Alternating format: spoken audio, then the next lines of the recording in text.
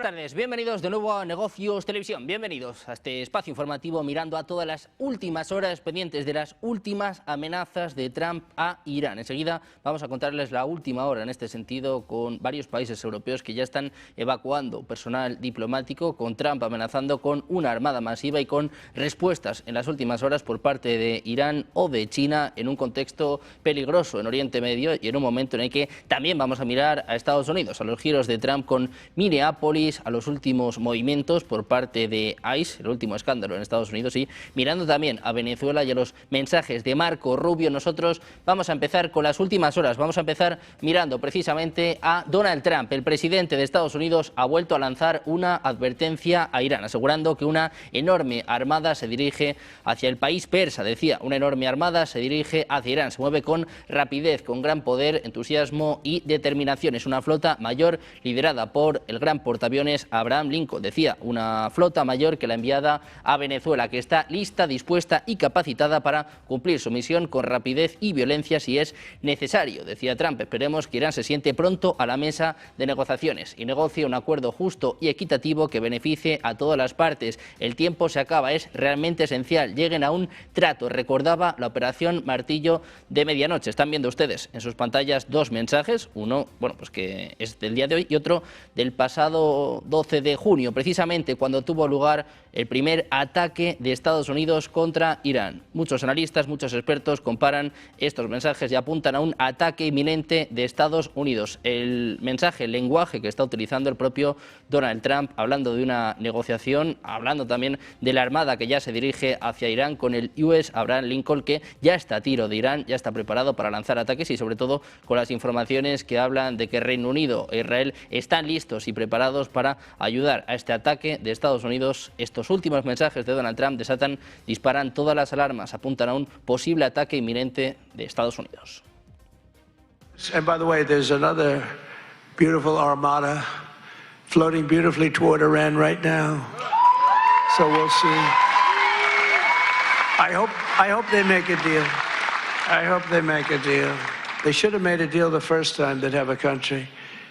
Amenaza por parte de Trump y respuesta por parte de Irán. La misión iraní ante las Naciones Unidas ha respondido este miércoles a las últimas amenazas del presidente de Estados Unidos, Donald Trump, ofreciendo diálogo. Decía, la última vez que Estados Unidos se metió en guerras en Afganistán e Irak, desperdició más de 7 billones de dólares y perdió más de 7.000 vidas estadounidenses. Irán está dispuesto a dialogar sobre la base de respeto mutuo y los intereses, pero si se le presiona, se defenderá y responderá como nunca antes. Teherán advertía en un comunicado publicado en su cuenta de X que el año pasado Washington atacó las instalaciones nucleares iraníes afirmando que este programa había sido destruido. Hoy Irán vuelve a responder a las amenazas de Donald Trump.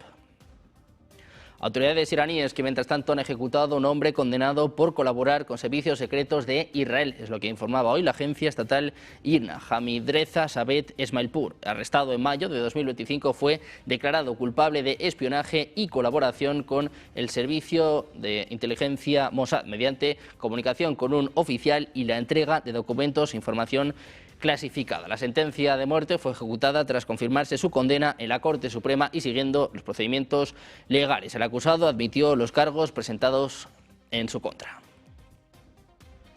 Con el foco puesto en Irán y en estas amenazas de Donald Trump, vamos a mirar también a Europa para contarles que ha comenzado la evacuación de su personal diplomático no esencial en Oriente Medio, ante crecientes tensiones en la región. Según varios informes, se observa un aumento significativo de vuelos de carga VIP entre Europa y Oriente Medio, lo que confirma el inicio de operaciones de retirada. Entre los movimientos más llamativos, un avión cisterna adicional ha sido desplegado hacia la base de Al-Udeid, elevando el total de vuelos estratégicos activos a 19. Esta movilización refleja la preocupación por la seguridad del personal europeo y la preparación ante posibles ataques. Analistas señalan que la evacuación no solo tiene un componente de seguridad inmediata, sino que también podría anticipar impactos económicos y geopolíticos en la región, sobre todo en torno al flujo de comercio y energía. La presencia de vuelos VIP y de carga simultáneamente indica una coordinación logística de alto nivel, preparando tanto la salida de personal como el traslado de recursos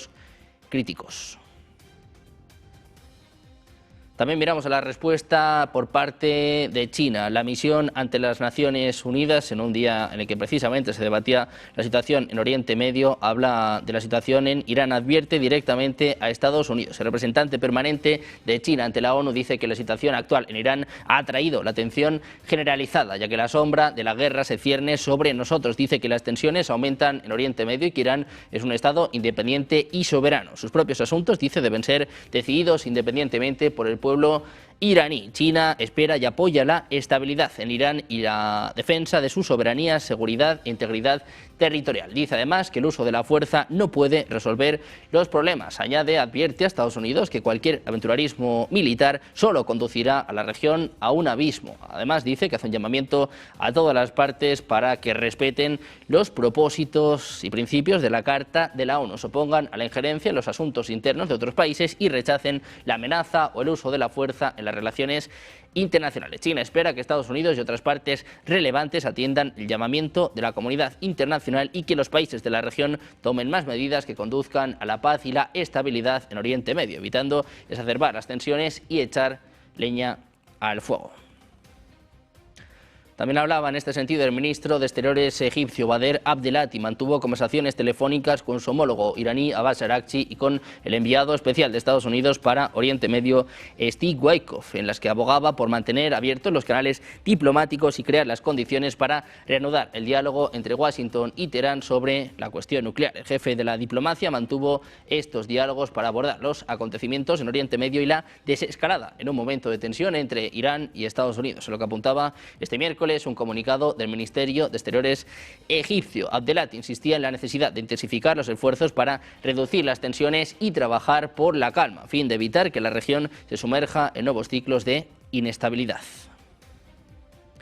Mientras tanto, el presidente de Estados Unidos tendrá amplia autoridad sobre la gobernanza de la Franja de Gaza y la gestión de la ayuda a su población. Es lo que apunta un borrador del plan de la Junta de Paz. Según el documento mencionado por The New York Times, esta autoridad podría incluir el nombramiento de altos funcionarios y la asignación de responsabilidades clave en la región. La resolución, fechada del 22 de enero, todavía no ha sido firmada por parte de Donald Trump. Varios funcionarios de Estados Unidos afirman que todavía se está debatiendo y que no está claro si esta versión representa el texto final. Según este plan, Trump podría nombrar un alto representante para Gaza y a un comandante de una fuerza internacional de estabilización. Continúan, mientras tanto, las bajas civiles en la Franja de Gaza. También continúa la tensión en Estados Unidos. Donald Trump decía que Alex Preti no debería haber portado un arma. Calificaba el enfrentamiento fatal con agentes federales como un incidente muy desafortunado. Señalaba que es un incidente muy lamentable y horas antes decía que quería una revisión exhaustiva de este caso. Vamos a escuchar el último mensaje de Trump sobre la situación en Minnesota.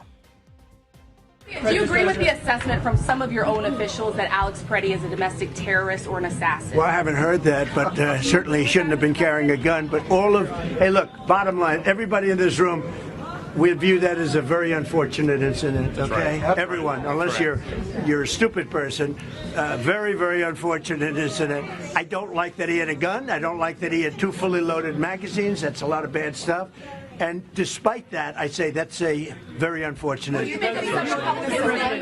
Y a todo esto, pendientes de Minnesota, vamos a mirar a una nueva polémica con ICE. Agentes de inmigración de Estados Unidos intentaron ingresar al consulado de Ecuador en Minneapolis este martes. Sin embargo, el personal del consulado les negó el acceso, es lo que apunta el Ministerio de Relaciones Exteriores del país. Funcionarios del consulado afirmaron que impidieron la entrada al edificio de un agente de servicio de inmigración y control de aduanas. Además, activaron los protocolos de emergencia para proteger a los ciudadanos ecuatorianos presentes en ese momento. Vídeos que circulan en las redes sociales muestran al personal negando la entrada al edificio a esta agencia. El gobierno de Ecuador ha calificado este incidente como un intento de incursión y presentó una nota de protesta formal ante la Embajada de Estados Unidos en la capital, en Quito, pidiendo garantías de que acciones similares no ocurrirían en el futuro. Según el derecho internacional, las oficinas consulares están protegidas contra la entrada no autorizada por parte de las autoridades del país anfitrión. La Convención de Viena sobre Relaciones Consulares, ratificada por Estados Unidos, prohíbe a las fuerzas del orden entrar en las zonas de un consulado en funcionamiento utilizadas para asuntos oficiales sin la autorización del director del consulado, excepto en casos de emergencia, como por ejemplo un incendio u otro peligro inminente. A todo esto, el presidente de Estados Unidos, Donald Trump, respaldaba la labor de la secretaria de Seguridad Nacional, Kristi Noem, muy cuestionada por su papel tras el tiroteo mortal en Minnesota que acabó con la vida de Alex Pretty. Aseguraba que no va a renunciar a su cargo. Así defendía, así salía al paso Donald Trump de los últimos rumores.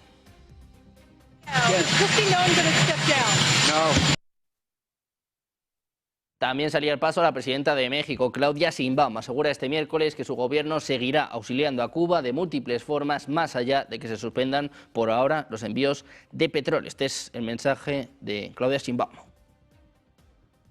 Preguntas para que pueda yo aclarar lo que se dijo ayer. Hay dos vías por las que se entrega petróleo a Cuba. Una es a través de contratos que establece Petróleos Mexicanos con alguna institución del gobierno cubano. Esa es una vía. Y ahí, en ese contrato, pues es lo que yo dije, Petróleos Mexicanos determina, pues de acuerdo con el contrato, cuándo se envía. La otra es la ayuda humanitaria, que también se envía petróleo por ayuda humanitaria, como otras cosas que se envían por ayuda humanitaria. Por ejemplo, recientemente Estados Unidos envió ayuda humanitaria a la isla y otros países han enviado ayuda humanitaria. Decía Simón que la ayuda humanitaria a Cuba, como otros países, continúa. Dice, México siempre ha sido solidario con todo el mundo y son decisiones soberanas, en lo que apuntaba en una conferencia después de que Bloomberg revelara que México dejó de enviar petróleo a la isla en medio de las últimas presiones por parte de Donald Trump, quien asegura que el país caribeño ya no tendrá más suministro energético. Decía Simón, hay dos vías por las que se entrega petróleo a Cuba. Una es a través de contratos que establece Pemex con alguna institución del gobierno cubano, y en ese contrato Pemex determina cuándo se envía. Mientras tanto, miramos también a Europa con Kaja Kallas, la alta representante de la Unión Europea para Asuntos Exteriores y Política de Seguridad. Advertía este miércoles que la defensa europea tiene que adaptarse a las nuevas realidades para sobrevivir en un entorno marcado por el auge de la política de poder y la creciente incertidumbre sobre el compromiso del papel de Estados Unidos. Let me be very clear. We want strong transatlantic ties.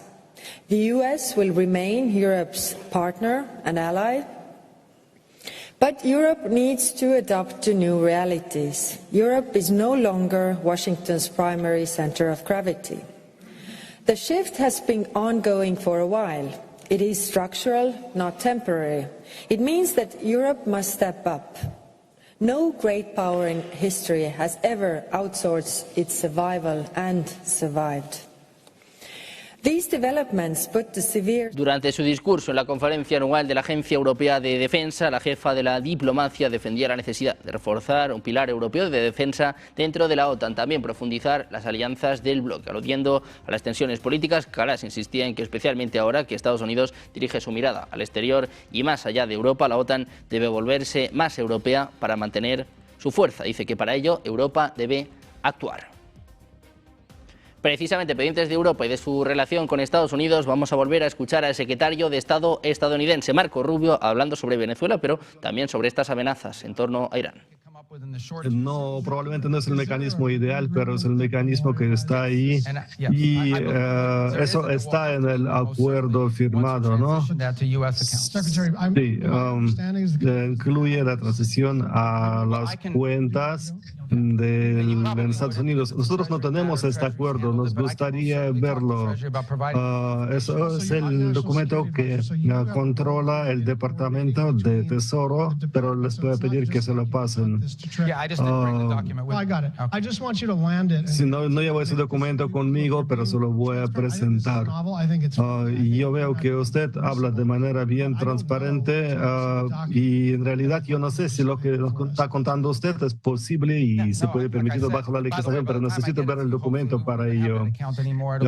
Sí, yo espero que usted lo tenga muy pronto y espero además que que probablemente para el momento cuando usted tenga este mecanismo ni existirá porque pasaremos a algo más tradicional. Usted ha comentado algo sobre las operaciones de Maduro y después dijo que Cuba puede ser la siguiente. Usted ha asumido el compromiso de Estados Unidos para cambiar el régimen en Cuba. Nosotros no vamos a cambiar el régimen, pero sí nos gustaría ver el cambio de este régimen. Nos gustaría que Cuba no sea gobernada por régimen autocrático.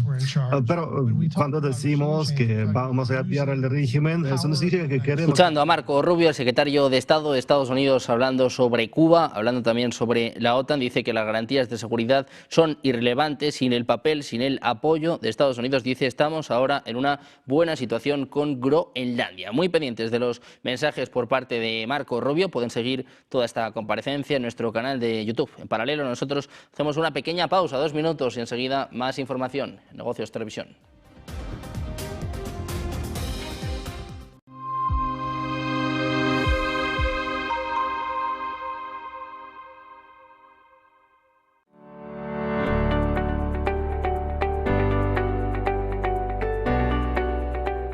La propia sociedad israelí es bastante más heterogénea de lo que nosotros pensamos. Nosotros yo creo que a veces tendemos a pensar que un israelí es un judío y no, realmente empiezas a escarbar y ves que es mucho más heterogéneo de lo que nosotros podemos pensar. Chat control, votación, minuto y resultado. 12 Estados miembros de Europa están a favor de implementar ya el gran hermano sobre todo lo que escribas y todo lo que compartas. 8 Estados miembros en contra, 7 indecisos. En lo que ahora mismo es la gran partida alrededor de ese chat control que va a marcar gran parte del camino, ¿no? Alrededor de cómo la Unión Europea puede o podría, si esto se aprobara y no quedar parado como sucedió en el 24, lo vuelve a traer en el 25 hasta que salga, la Unión Europea podría inspeccionar todas tus fotos y todos tus mensajes privados. Esa propuesta de chat control obligaría a la inspección de todas las comunicaciones digitales privadas, incluyendo mensajes cifrados y fotos.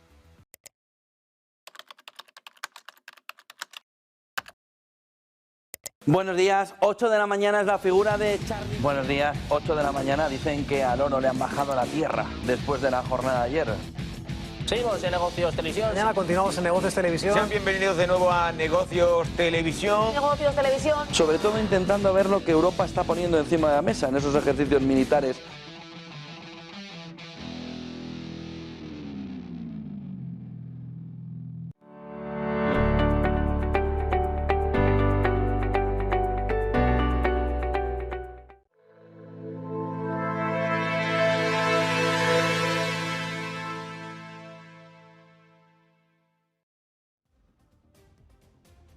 Seguimos en Negocios Televisión, seguimos mirando a las últimas horas con el foco puesto en Europa, con Marco Rubio, que decía ahora que la OTAN no tendría garantías de seguridad sin Estados Unidos, y sobre todo con el foco puesto en Groenlandia. Nosotros vamos a mirar a los Alpes. Vamos a contarles que centenares de personas fueron evacuadas después de que un incendio arrasara un hotel de 5 estrellas en la estación de esquí de Courchevel, en los Alpes franceses, a última hora de este martes. Nadie resultó herido en este incendio, que se inició en el ático del hotel des Grandes Alpes cerca de las 6 de la tarde, según informaba la prefectura de la región de Saboya en su página web. Autoridades informaron de que casi 100 personas fueron evacuadas. Los medios locales informaban de que el número había aumentado a 270 después de que el incendio se extendiera a un edificio cercano. El personal y los huéspedes se refugiaron en otros hoteles, según informaba el gobierno local. Las medidas de seguridad están siendo objeto de escrutinio en la región después de que un incendio en un bar de la estación suiza de Crans-Montana en Nochevieja causara la muerte de 40 personas y más de 100 heridos, muchos de ellos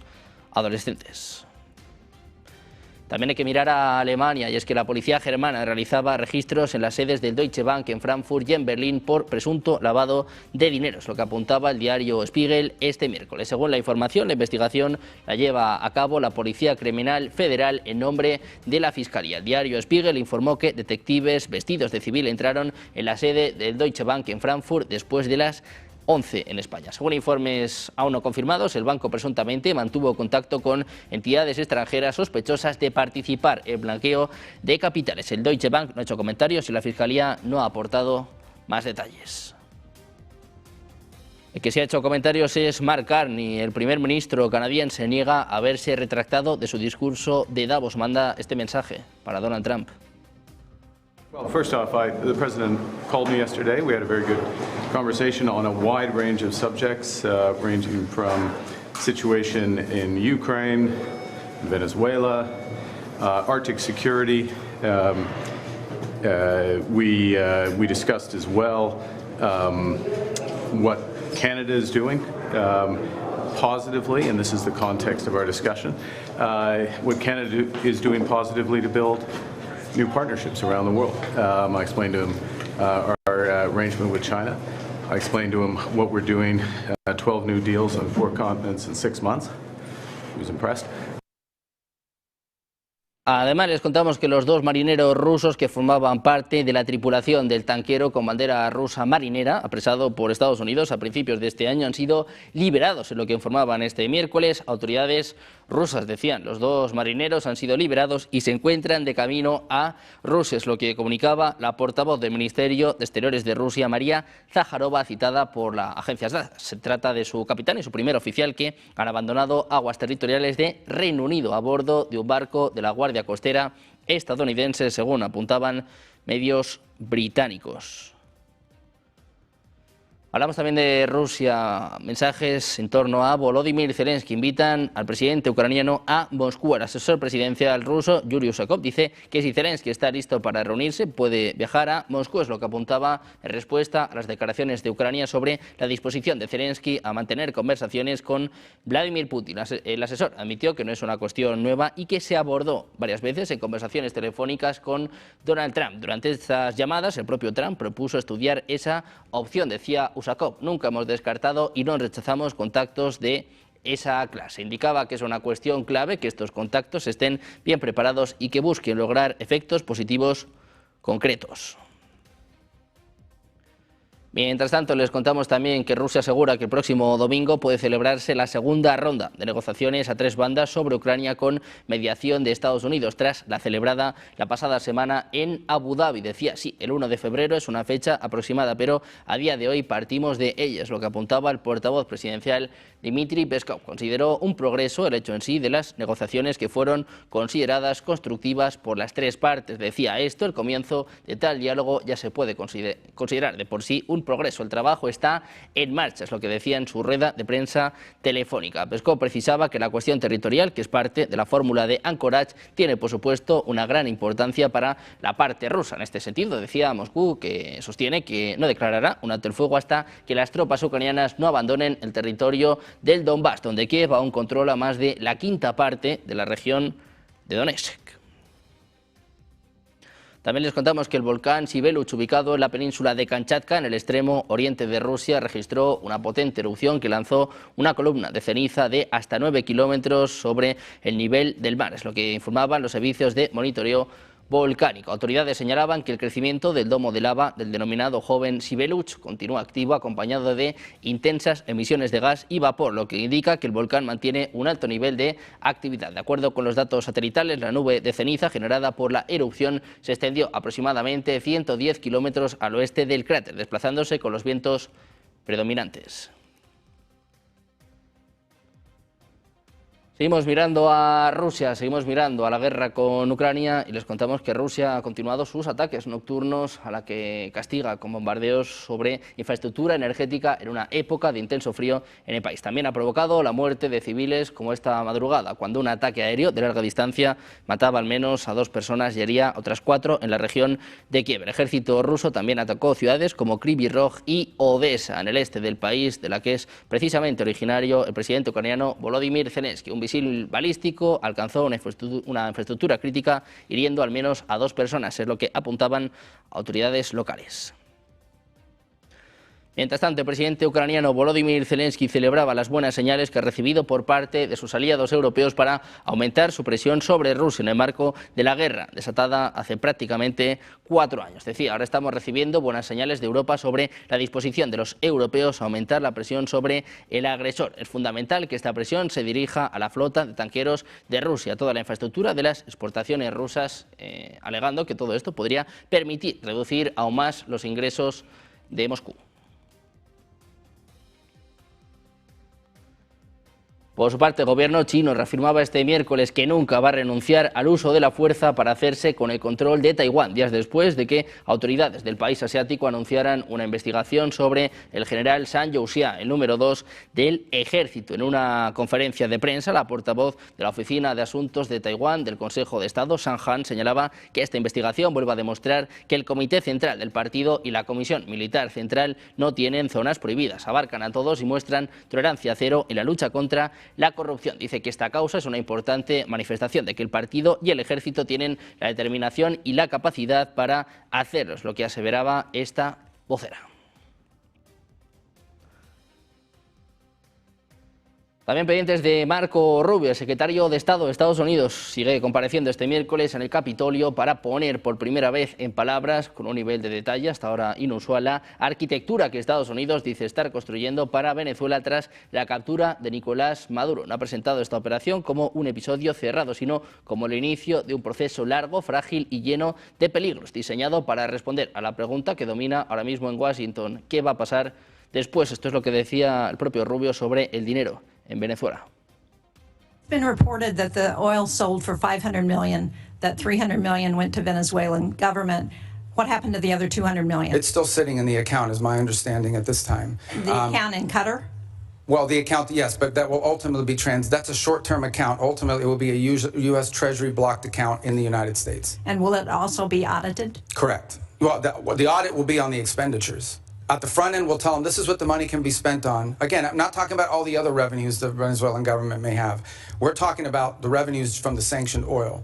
At the front end, we will say this is what the allowable expenses are, and then they will agree to fund, as part of the overall cost, they will pay for and fund an audit system acceptable to us to ensure that that's how the money was spent. And can you... El propio Rubio intentó ordenar la transición en 3 objetivos. El final, insistía, es una Venezuela amigable, estable, próspera y democrática, con elecciones libres y justas en las que todos los sectores estén representados. Subrayaba que no basta con votar si la oposición no tiene acceso a los medios o si los candidatos son inhabilitados, pero reconocía que ese horizonte nos alcanza en semanas. Decía que va a llevar tiempo. El primer objetivo inmediato es la estabilidad. Rubio ha descrito el escenario que la Casa Blanca quiere evitar tras la salida de Maduro, es decir, una guerra civil, luchas entre facciones, colapso de la cadena de mando, una nueva ola migratoria hacia Colombia y, según él, una de las claves para haberlo evitado es establecer conversaciones directas, honestas y muy claras con aquellos que controlan a día de hoy elementos del aparato estatal venezolano, como fuerzas de seguridad, estructuras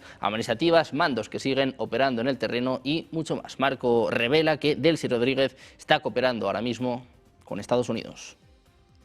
También preguntaban sobre esto a Donald Trump. El presidente de Estados Unidos insistía en que tiene muy buena relación con el gobierno del Venezuela, al ser preguntado por las declaraciones de Delcy Rodríguez diciendo que no acepta órdenes externas. Esta era la respuesta de Donald Trump.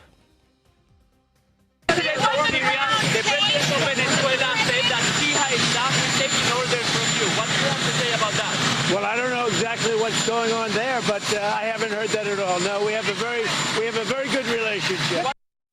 El secretario de Estado de Estados Unidos, Marco Rubio, que también va a recibir este miércoles en la sede del Departamento de Estado a la líder opositora venezolana María Corina Machado, 2 semanas después de que se reuniera con Donald Trump y le obsequiara su medalla del Nobel de la Paz. Según la agenda oficial de Rubio, el encuentro será a puerta cerrada y tendrá lugar a la 1 hora local de Washington, es decir, a las 7 en España. Pendientes de Marco Rubio, de esta reunión con Machado, vamos a escuchar precisamente al secretario de Estado de Estados Unidos, que sigue compareciendo ante el Senado.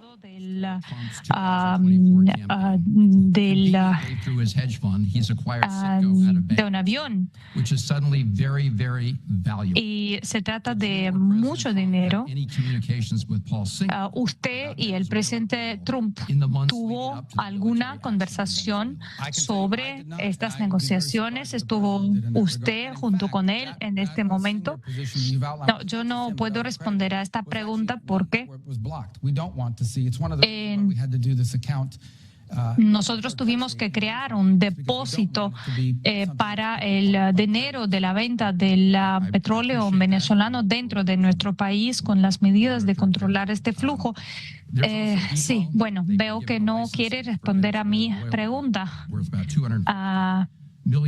Se trata de que una parte de este dinero va a ser encaminada, dirigida a las autoridades de Venezuela, y no todo es transparente, y tenemos toda una lista de casos así.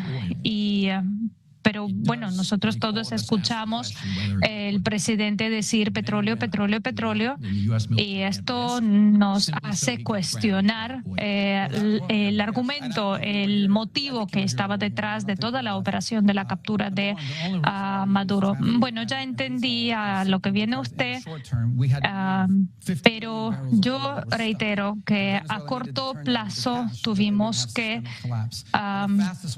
resolver el tema de que el país de Venezuela ya no tuvo dónde depositar su petróleo.